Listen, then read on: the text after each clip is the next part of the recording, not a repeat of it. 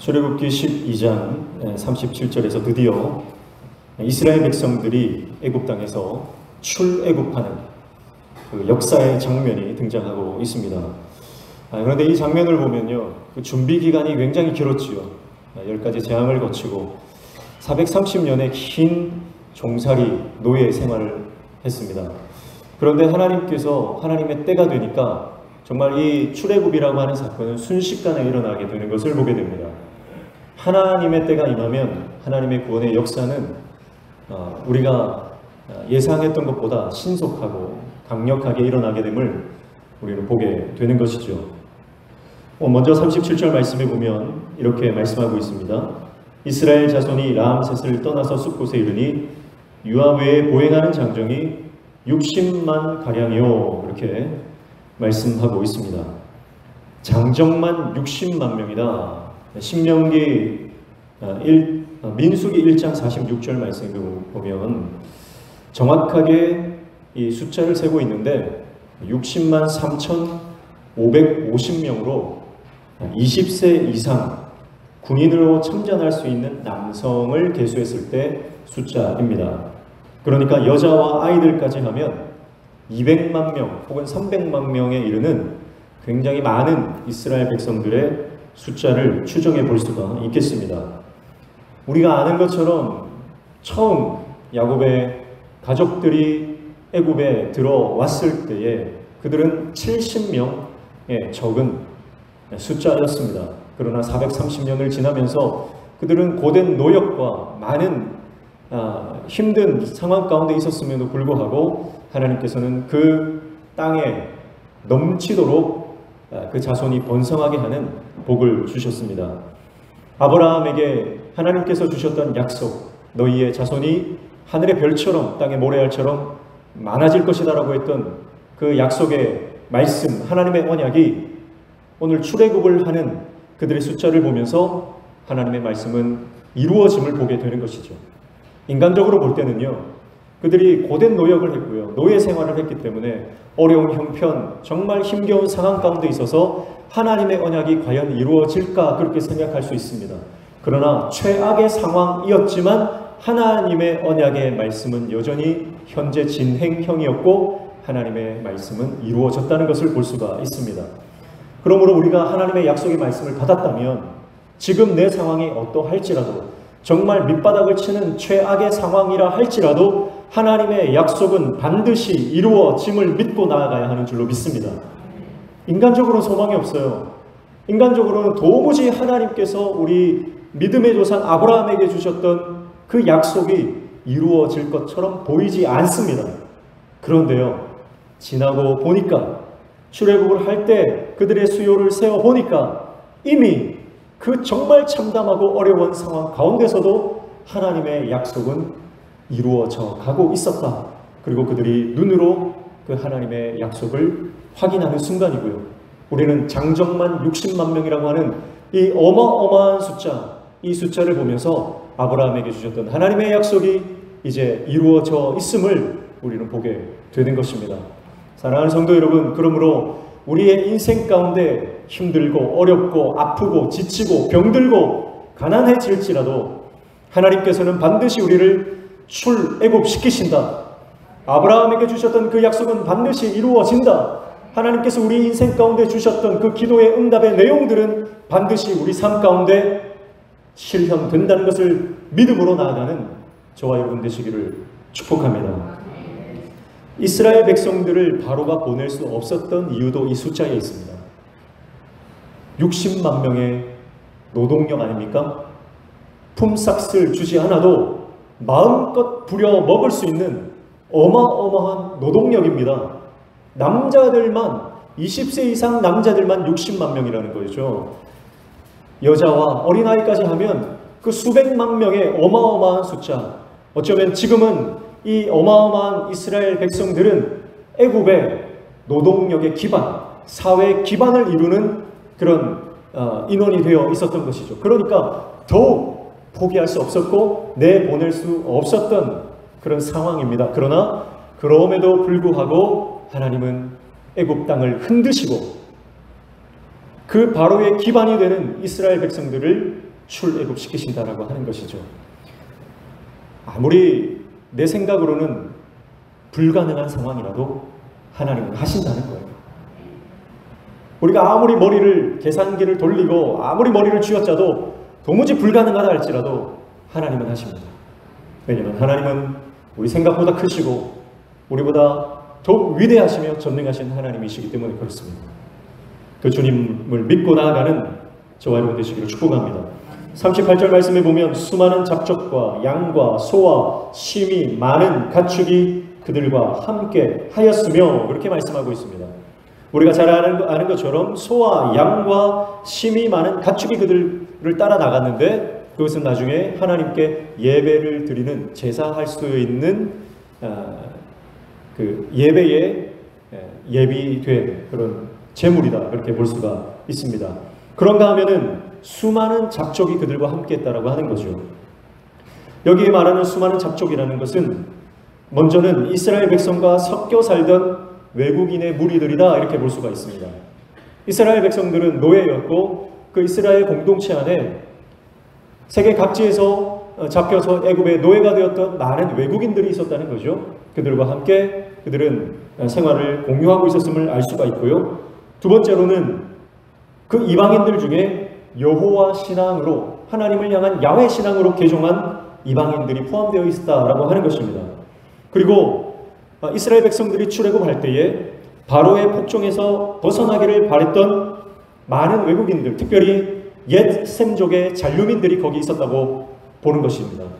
그래서 그러한 많은 외국인들, 이방인들이 이 이스라엘 백성들과 함께 출애굽했다라고 하는 것을 우리는 주목해 볼 필요가 있는 것입니다. 다시 말하면 이스라엘 공동체가 순수한 히브리 혈족만으로 이루어진 것이 아니다라고 하는 거예요. 그래서 이스라엘 백성들이 출애굽할 때에 유월절 사건을 겪고 홍해를 건너는데요. 이 유월절 사건을 통해서 우리에게 말씀하신 지난주에 살펴봤던 게 뭡니까? 바로 더 이상 구원은 혈통이나 가문이나 출신에 의해서 주어지는 것이 아니라 믿음으로 주어지는 것이다 라고 하는 것을 유월절 사건을 통해서 하나님은 말씀하셨고요. 이 믿음은 바로 이방인들, 이스라엘의 순수 히브리 족속들 뿐만 아니라 믿음으로 하나님께 나아왔던 순종하는 사람들에게 동일하게 주어지는 복이다라고 하는 것을 살펴보았던 것입니다.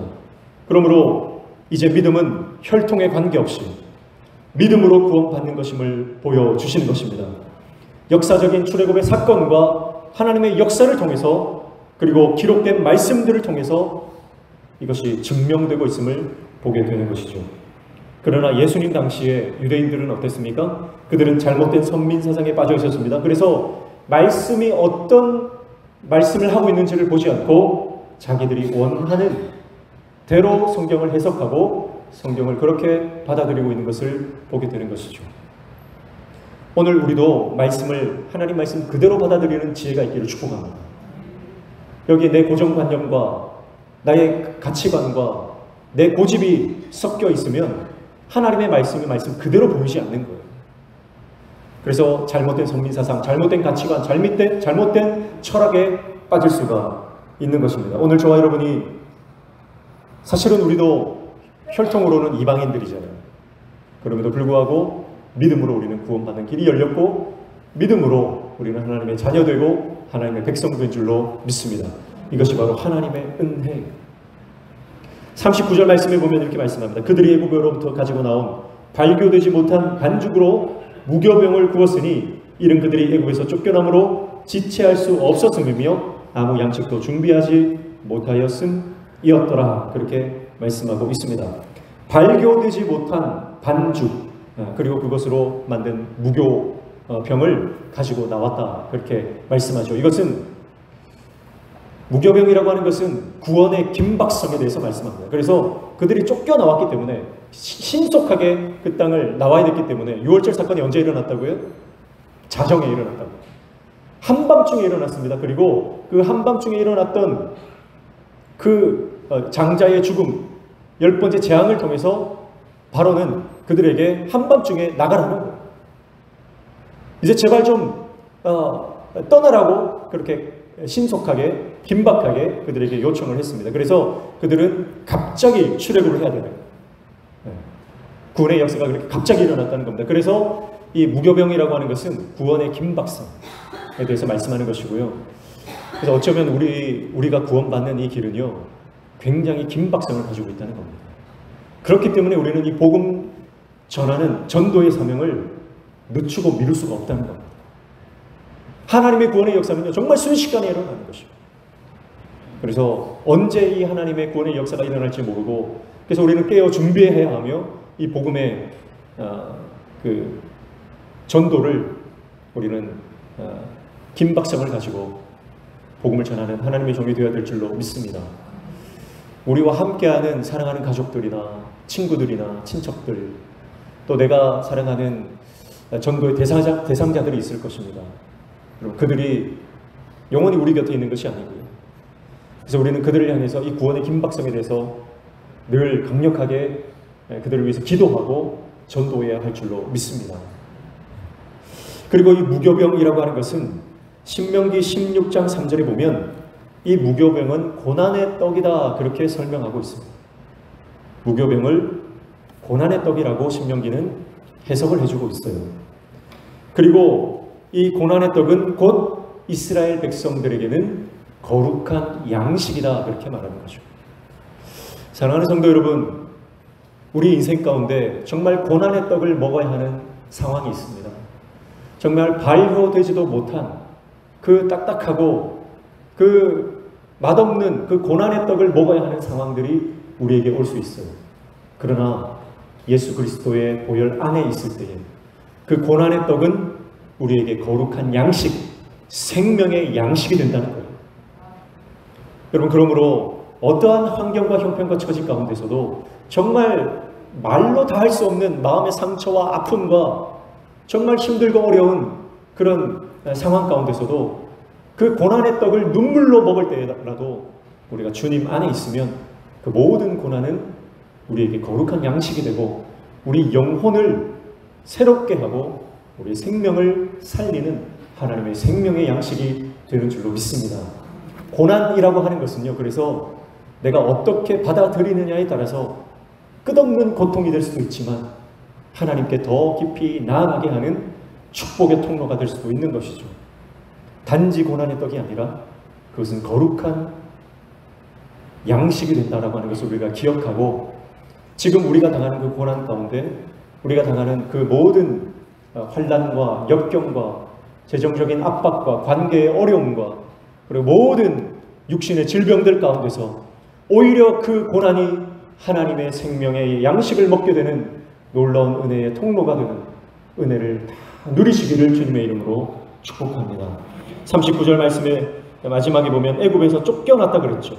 지체할 수가 없었다, 쫓겨났다 그랬죠. 이 쫓겨났다라고 하는 것은 우리가 지난번에도 살펴봤지만 히브리어로 가라시라고 했습니다. 이것은 그들이 더 이상 애굽에 머무를 수 없음을 말하는 것입니다.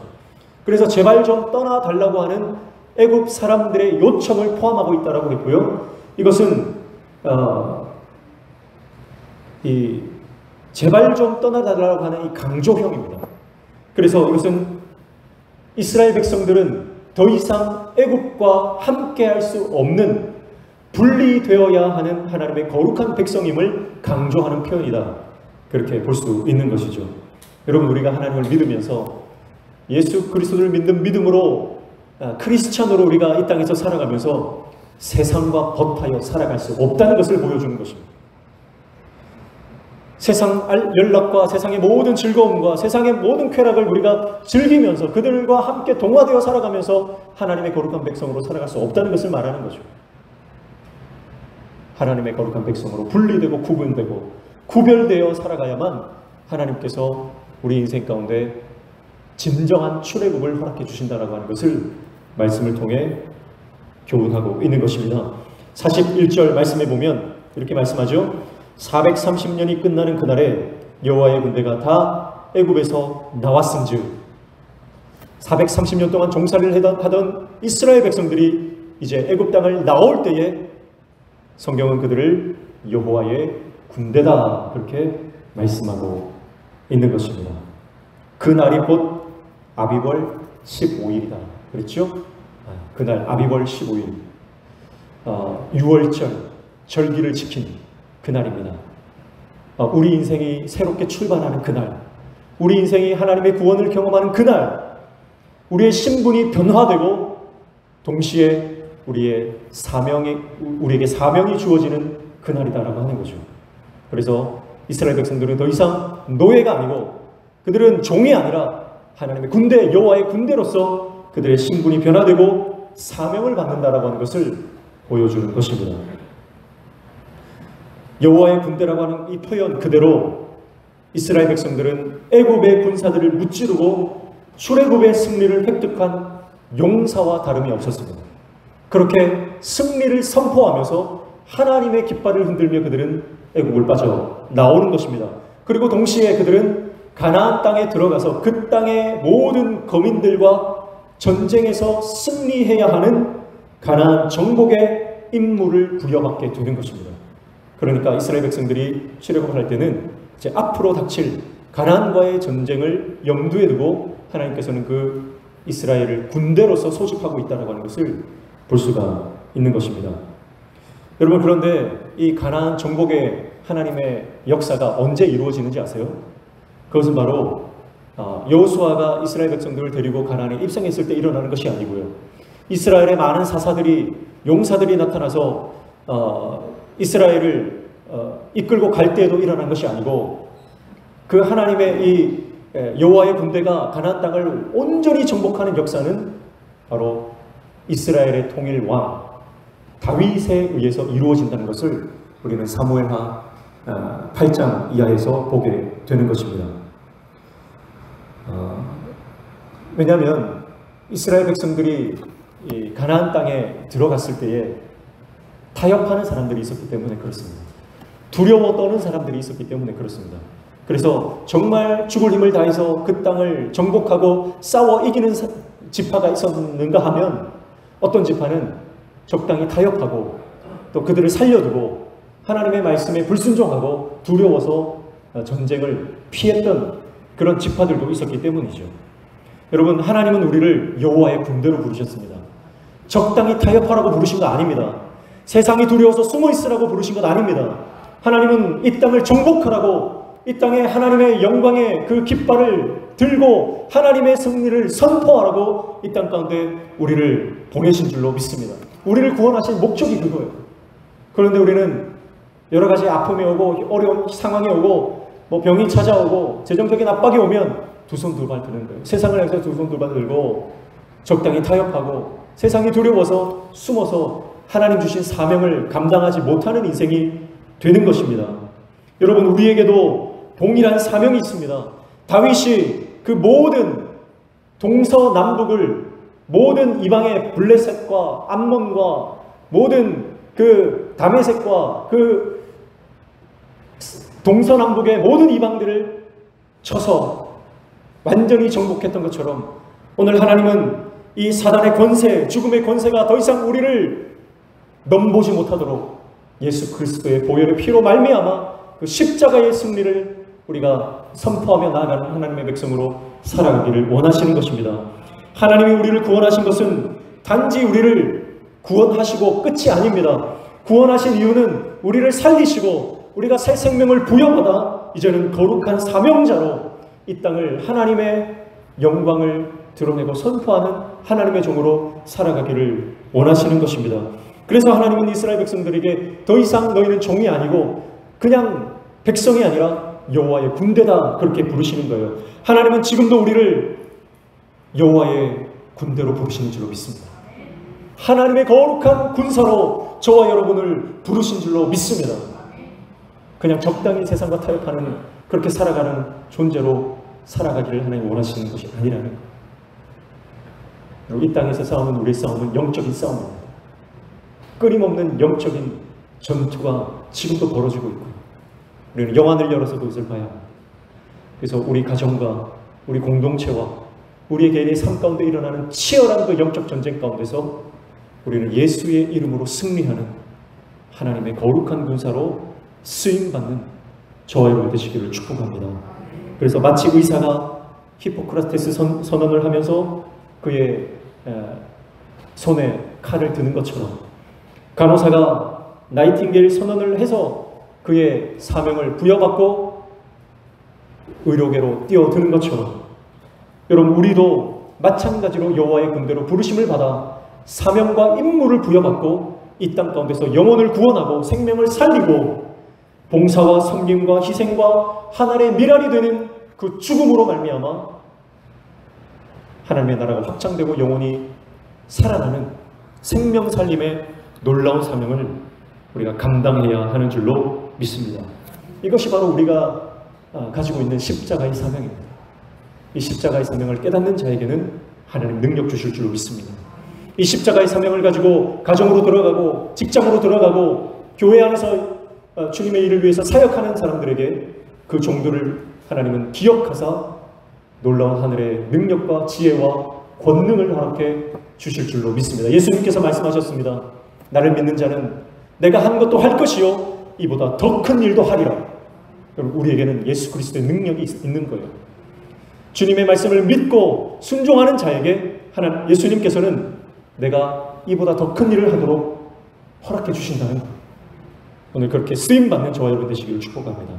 42절 말씀에 보면 이렇게 말씀하죠. 이 밤은 그들을 애굽 땅에서 인도하여 내심으로 말미암아 여호와 앞에 지킬 것이니 이는 여호와의 밤이라 이스라엘 자손이 다 대대로 지킬 것이니라. 아멘.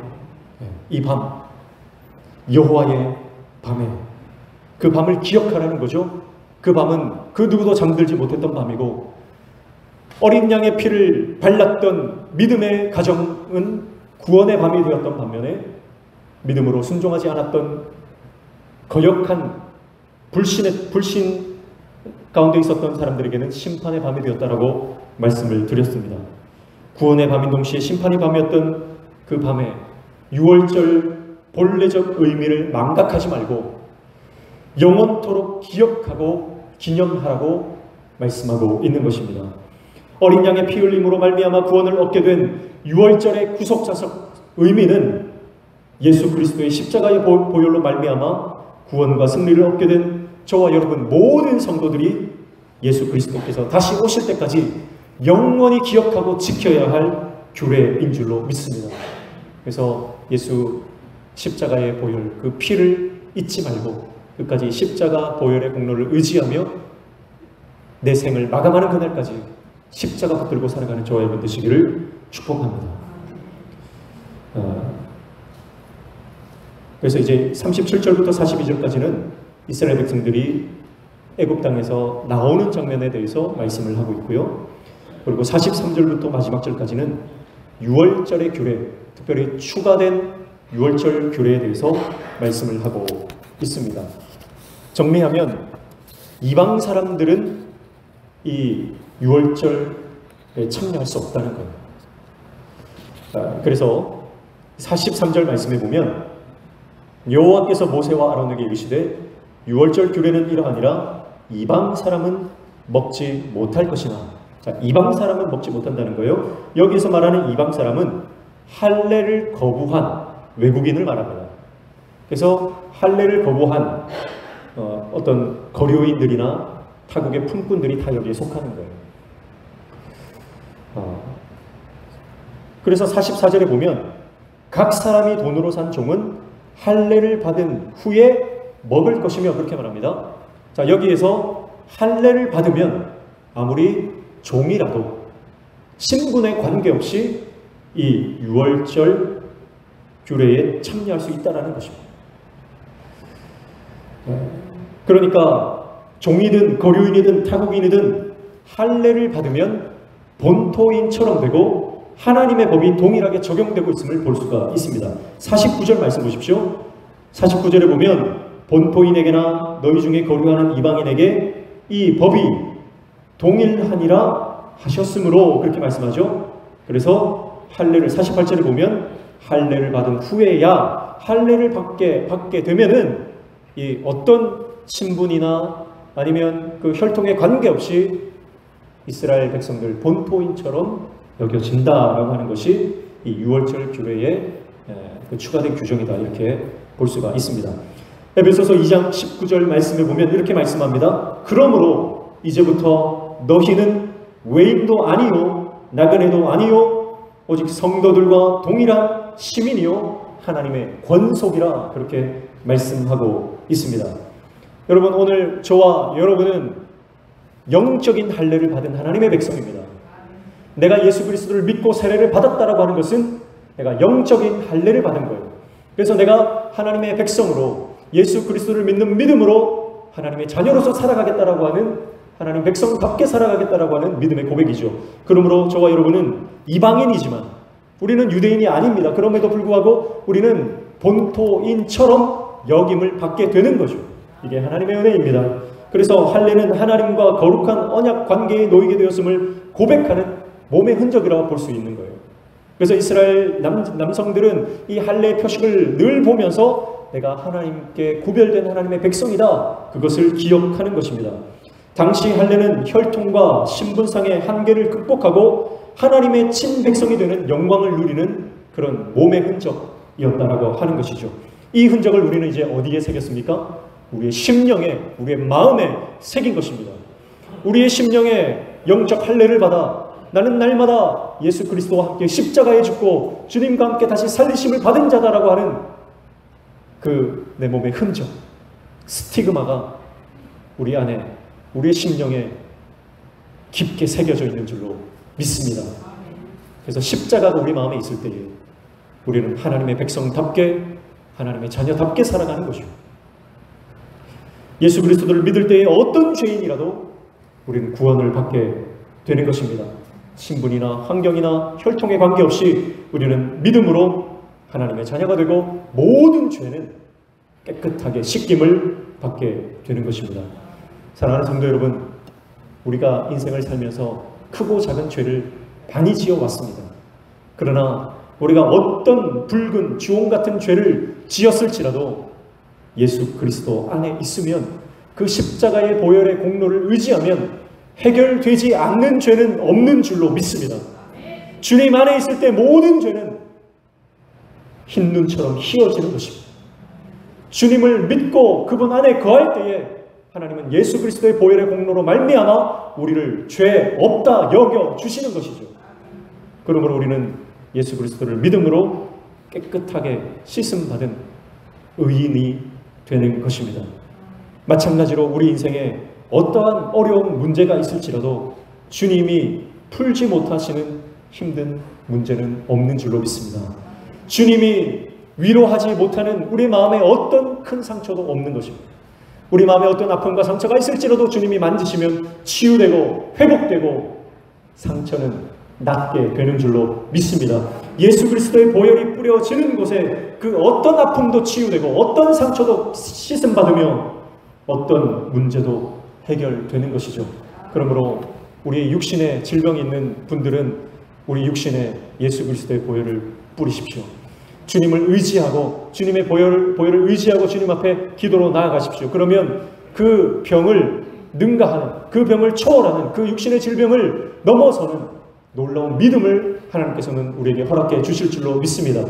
하나님이 하시면, 하나님이 역사하시면 우리 인생의 모든 질병과 마음의 상처와 정서적 결핍과 모든 상처도 깨끗하게 치유받는 역사가 일어나게 될 줄로 믿습니다.